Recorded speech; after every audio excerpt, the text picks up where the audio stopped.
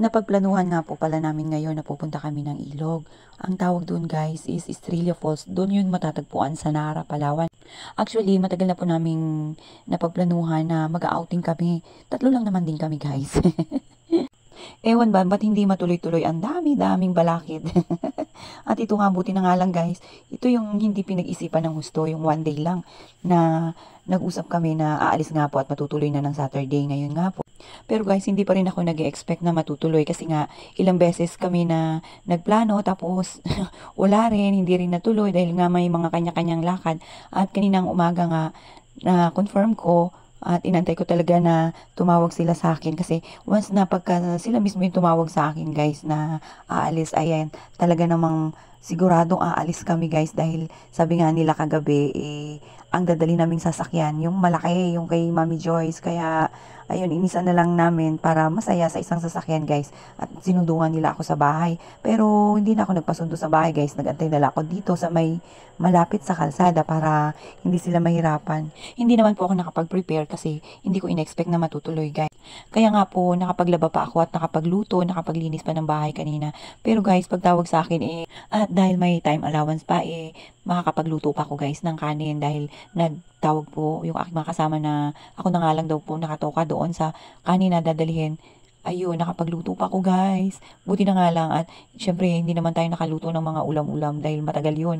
Yan, bumili na lang po kami ng isda. May mga madadaanan din po kami ng mga pwedeng dalhin. Prutas, ganun. Kaya ayan guys, at dahil nga medyo mura po dito, ang sarap mamili dito guys kung malapit lang talaga dadamihan na natin yung ating bibilihin. Kaya lang, medyo malayo at paalis pa lang tayo. Baka masira. Kaya mamaya na lang po pagbabalik. Dito lang po ito sa tabing highway guys. Kaya pagka may mga picnic na ganito, dito lang madaling mabilhan dahil nga tabing daan. At yan, ang tabing daan nito guys is tabing na rin siya, dagat. Kaya magandang pwesto. Dahil nga po nagmamadali kami kahit na po hindi pa naayos, talagang pinatakbo na nitong ni driver namin ang sasakyan, kaya medyo nagigewang-gewang tayo guys. Nandito na nga po pala tayo ngayon sa may Acacia Tunnel. Maganda yung pwesto dito guys. Kaya sabi namin magpapapicture kami mamaya pagka pabalik namin. Parang tourist spot na nga rin siya guys kasi nga bukod sa maganda yung area, napakalamig. Kaya maraming nagpapapicture na mga dumadaan dyan, mga turista na hindi taga rito sa Palawan. Or yung mga dumadaan lang dito guys, kahit na taga-ibang munisipyo, yung mga nagbabakasyon, yan madalas marami ako nakikitang nagpapapicture dyan dahil nga po maganda ang area. Kaya nga po napagkasunduan namin mamaya pagbalik magpapapicture po kami. Sabi nga po ni tata ng aming driver is it takes 1.5 hours ang biyahe namin papunta dito sa ilog. Kaya dapat po pala maaga pagka sa puerto pa tayo manggagaling guys. Ito nga po pala, nakakita kami ng pakwan dito guys. Ang daming pakwan.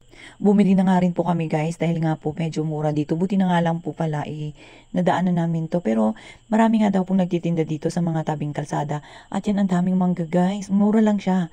Kaya dinamihan na namin yung bili para kahit pa paano mayroon kaming babaunin doon dahil nga po wala po kaming mga pinamili, talagang as in diretso na ito guys. Ito yung sinasabi hindi nakapag-prepare kasi nga sabi nila pagka pinagpaplanuhan yun ang hindi natutupad, pero ito nandito na to guys kaya mamimili na tayo. Parang gusto ko nga rin bumili para iuwi ko sa bahay mamaya. Yan, nagkanya-kanya na kami guys. Tingnan nyo nga ang saya-saya namin dahil ito yung mga mangga, mahal ito guys, dun sa puerto, sa bayan. Kaya sasamantalahin na namin, abay parang wala kaming pupuntahan. Naalala ko tuloy guys, nung buhay pa yung tatay ko, ang aming kinabubuhay, ganyan din. Nag-spray siya ng mga mangga, and then, yan, pinamimitas niya na pagka pwede nang mahinog. At doon na nga lang namin pinahihinog sa bahay guys. At pagka, syempre, pambenta yun, pagka magaganda yung hinog niya guys, at nakikita nyo naman yan pagka hiniwa siya sa gitna. Ay nako, nauunahan pa namin yung tatay namin. Masarap po kasi ito guys, iulam sa kanin. Sobrang tamis yung ganitong klaseng mangga. Hindi ko nga lang alam, nakalimutan ko na kung anong tawag sa manggang ito. Pero parang manggang kalabaw ang tawag dito guys. Alam niyo ba kung magkano ang kilo nito guys? 30 pesos lang. Pero kung dito sa bayan ako po, hindi ko nga lang alam, baka doble ang presyo na nito. Tanghali na nga po niyan guys. Buti na nga lang po meron kaming sasakyan. Pero kung nagko-commute lang kami, abay siguradong talagang tanghali na, hapon na kami makarating doon sa aming pupuntahan doon sa Estrella Falls. Kasi sa ngayon guys, nandito pa lang kami sa puerto. So malayo-layo pa yung aming tatakbuhin. At ito nga si Mami Joyce naghahanap siya ng mabibilhan ng mga soft drinks at ng mga chichirya. Alam nyo naman, kailangan din natin yon. At yan, pagka may mga nakikita po kaming mga tindahan, parang gusto na naming bumaba. Pero itong aming driver, ito talaga yung napaka-hustler. Alam na alam niya yung mga tindahan kasi nga guys, taga rito siya sa South. So sabi niya, may alam daw siyang tindahan na malaki-laki at pwede naming pagbilan ng mga sigurado. At yan guys, dito na nga po kami sa kanto ng sa Estrella Post. Buti na nga lang po pala, yung grocery, parang grocery na rin to siya guys. Kasi ang laki ng tindahan. Yan, nandiyan na lahat yung aming mga bibilihin. Yun nga lang, wala silang uling guys. Kaya yan, habang namimili nga po dyan si Mami Joyce, naghanap na po kami ng mga pwedeng bilhan ng uling.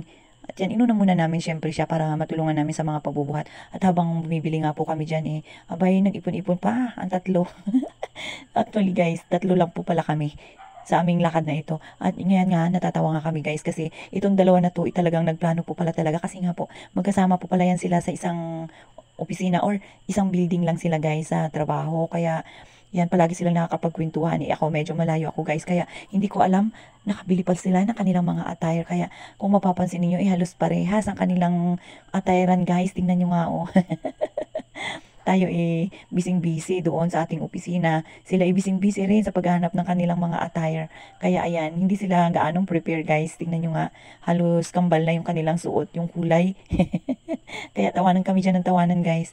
Dahil nga, sa akin, biglaan, sa kanila, nakapag-prepare sila. Ayan na nga po pala, yung aming mga pinamili. Kita nyo naman, oh.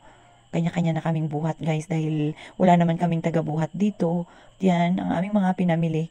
So, itago na natin. Dahil mainit na, nagbili na nga rin po pala kami ng ice, guys, dahil wala pong mabibilan doon ng ice. Para nga po kasing wala ring signal doon, guys. Kung po pwede na nga lang na bumili ng signal internet doon, Kaya lang, wala. Ayan, pinabili na nila lahat, guys, habang inuunti-unti na po lagay sa sasakyan. Ayan.